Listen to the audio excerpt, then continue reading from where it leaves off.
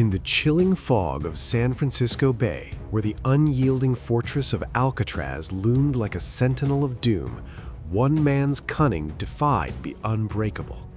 Frank Morris, a shadowy genius with an IQ that outsmarted the system, vanished into the night, leaving behind dummy heads and a raft of raincoats.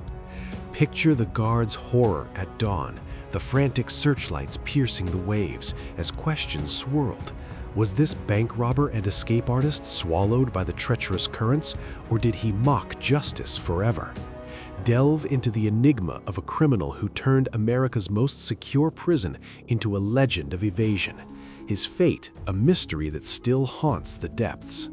The story of Frank Morris unfolds in the bustling streets of Washington, D.C., a city of grand monuments and hidden hardships, where the echoes of the Great Depression lingered into the mid-20th century. Born on September 1, 1926, to a troubled young mother named Clara, Frank entered a world marked by instability from the start. Clara, a runaway who had fled her own chaotic life, claimed to have married a civil engineer named Morris, bestowing his surname on her son despite no evidence of paternity. Frank's father remained a phantom, absent and unknown, leaving Clara to navigate single motherhood amid the economic woes of the era. The family scraped by in modest tenements near the Potomac, where the scent of coal smoke mingled with the distant hum of government buildings, a stark reminder of opportunities just out of reach for the working poor. From his earliest memories, Frank's home life was a whirlwind of neglect and volatility. Clara's uncontrolled rages created an atmosphere of fear, her attention sporadic at best, often leaving young Frank to fend for himself. By age 6, he was already exhibiting signs of rebellion, pilfering small change from pockets or rifling through classmates' lunchboxes, behaviors that escalated after rare visits from his mother, as if her presence ignited a spark of defiance. Described by those who knew him as affable and quiet, with a disarming smile that masked deeper turmoil, Frank found solace in solitude rather than chaos.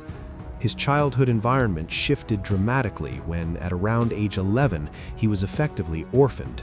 Clara abandoned him, and with no father to claim him, he was placed in a foster home before landing in an orphanage. Records suggest he later claimed his parents had died in 1937, a fabrication perhaps born from the pain of rejection, severing ties to a past that offered no warmth. Life in the orphanage and subsequent foster homes across the D.C. area was a patchwork of transients, each placement a new set of rules and strangers. The institutions were overcrowded, with stern caretakers enforcing rigid routines amid the backdrop of World War II's looming shadow. Air raid drills and rationing adding to the sense of uncertainty. Frank's schooling was erratic. He attended public schools like those in the Anacostia neighborhood, where classrooms overflowed with children from similar broken homes. An average student on paper, his true intellect shone through in unexpected ways. Teachers noted his quick wit and problem-solving skills, later quantified by an IQ test scoring 133, placing him in the top 2% of the population. Yet, formal education held little appeal. He skipped classes to wander the city's alleys, drawn to the freedom of the streets over the confines of desks and blackboards. Friends during these years were fleeting, mostly fellow orphans or street kids who shared his penchant for mischief. They formed loose alliances, engaging in harmless adventures like exploring abandoned buildings or fishing in the river. But Frank stood out for his calculated approach. Even in play, he planned ahead, avoiding unnecessary risks. His personality emerged as a blend of charm and cunning, affable enough to win trust, yet detached, as if always one step removed from emotional bonds. Early influences weighed heavily. The absence of stable parental figures instilled a deep-seated independence, while the orphanage's harsh discipline fostered resentment toward authority. Dreams flickered dimly in his youth. He spoke vaguely of becoming an engineer, like the man whose name he bore, fascinated by machines and how things worked, tinkering with broken radios scavenged from trash heaps. But struggles mounted. Poverty's grind, the stigma of being unwanted, and the lure of quick gains in a city rife with post-depression desperation. As adolescence took hold, Frank's mindset hardened into survival mode. By 13, in 1939, he faced his first conviction for petty theft, a minor offense that snowballed from those early lunchbox raids into more deliberate acts. The juvenile system offered little reform, cycling him through reformatories where he encountered hardened youths who glamorized crime as a path to autonomy. Influences from this underworld seeped in. Tales of bootleggers from the Prohibition era, still fresh in memory, painted law-breaking as clever rather than wrong. Foster placements grew unstable, each move eroding any sense of belonging, pushing him towards self-reliance at all costs. His dreams of legitimate success faded, replaced by a pragmatic view that the world rewarded the shrewd, not the obedient. Friends recalled him as the quiet strategist in their group, always devising ways to outsmart adults, whether sneaking into movies or evading truant officers, with a laugh that belied the loneliness beneath. These years forged Frank into a young man of contradictions, intellectually gifted yet directionless, charming yet isolated. The Washington of his youth, with its divide between power and poverty, mirrored his inner conflict, embedding a belief that rules were for others and ingenuity could bend them. As the 1940s dawned, with America entering war, Frank's restlessness propelled him westward, seeking escape from the East Coast's clutches. Little did he know, the struggles that shaped his resilient, adaptive mindset would soon channel into a life of crime, transforming an orphaned dreamer into a master of evasion. As the shadows of World War II faded and America embraced post-war prosperity, Frank Morris's path veered sharply into the criminal underbelly, his early brushes with theft evolving into a calculated career that spanned states and prisons. It began modestly in his late teens, around 1945, when the 19-year-old Morris, adrift after leaving foster care, turned to survival crimes in the humid streets of the South. Fresh from D.C., he drifted to Florida and Georgia, where the economic boom left pockets of opportunity for the bold. His first major arrest came for narcotics possession, a small-time marijuana deal gone wrong, landing him in a Georgia county jail. Released on probation, Morris didn't reform. Instead, the stint fueled his disdain for confinement, planting seeds of escape artistry that would define him. By the early 1950s, Morris's crimes escalated to armed robbery and grand larceny, targeting vulnerable spots like gas stations and small banks in Miami Beach. His reputation grew not for violence, he avoided confrontation when possible, but for precision.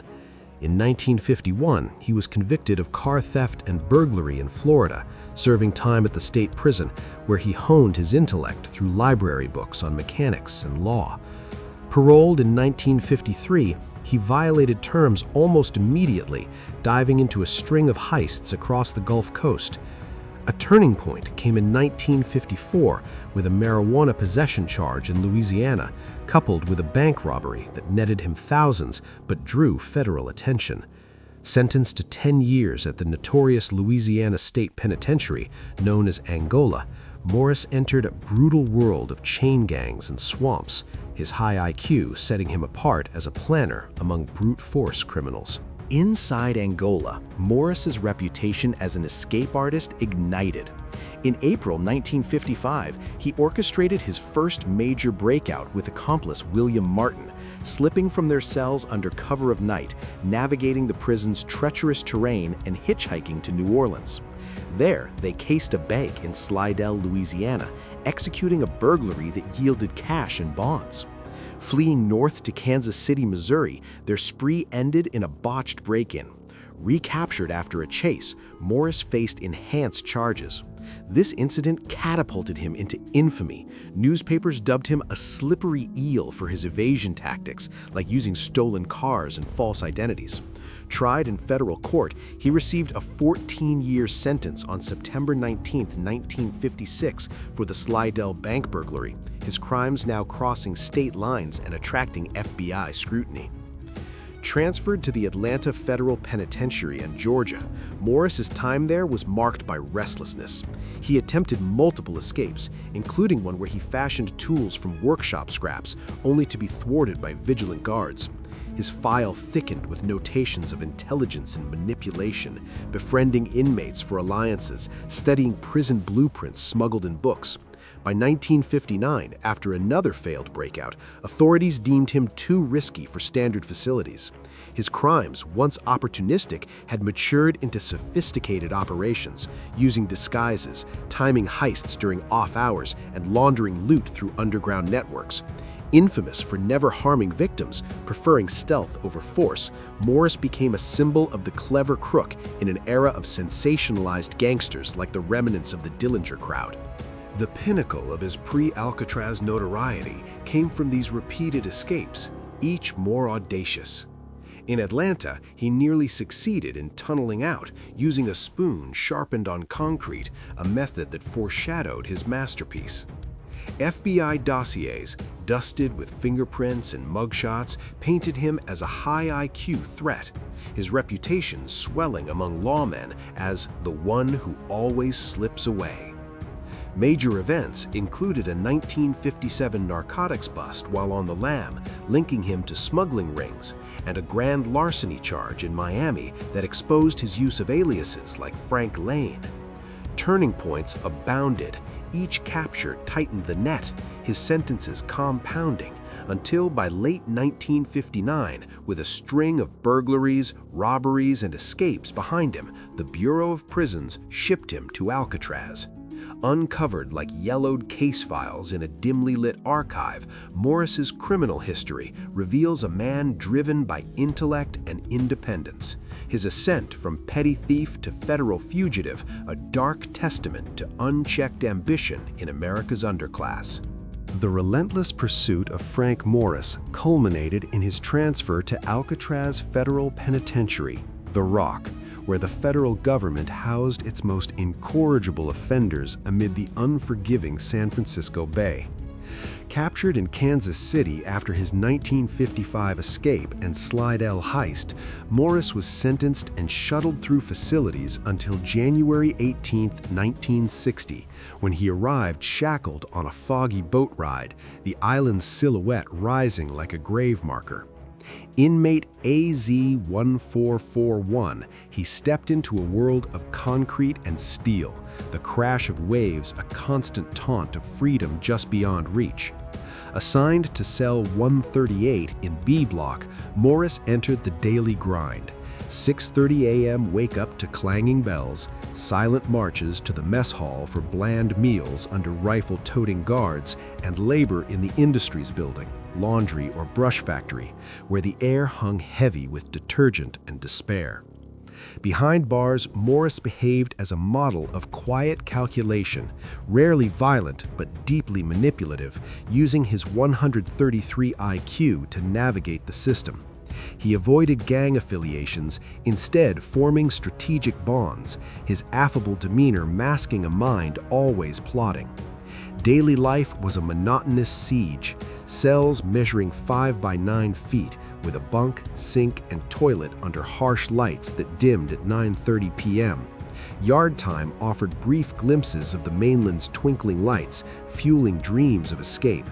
The atmosphere crackled with tension, guards in crisp uniforms patrolling catwalks, their footsteps echoing like judgments, while the foghorns moaned through damp walls, amplifying isolation. Morris interacted sparingly with luminaries like Al Capone's successors or Robert Stroud, the Birdman, but his key alliances formed with John and Clarence Anglin, brothers he knew from Atlanta, and Alan West, a car thief in an adjacent cell. The Anglins, transferred in 1960 and 1961, shared Morris's block, their cells adjoining for whispered plans. West, a talkative collaborator, provided intel on vulnerabilities. Morris's known escape attempts were legend, At Alcatraz, he channeled them into the ultimate bid. From December 1961, the quartet widened vent grates with spoons and a drill fashioned from a vacuum motor, masking noise with Morris's accordion practice. They accessed a utility corridor, climbing to the roof for a secret workshop, crafting dummy heads from soap, paint, and barbershop hair, life vests and a raft from 50 raincoats, vulcanized with steam pipes, paddles from plywood. The plan, masterminded by Morris's ingenuity, drew from magazine articles on survival gear. On June 11, 1962, after lights out, they placed dummies in beds, squeezed through vents, gathered gear, scaled pipes, pried a roof ventilator, descended the bakery smokestack, cut fences, and launched their raft from the northeast shore toward Angel Island. West, delayed by a stuck grate, was left behind, his testimony later aiding investigators. The escape, discovered at dawn when a dummy head tumbled, shattered Alcatraz's myth of inescapability. Morris's behavior inside, studious, reading law books in the library, compliant during counts, had lulled suspicions. Interactions with the Anglins were brotherly, their shared southern roots bonding them.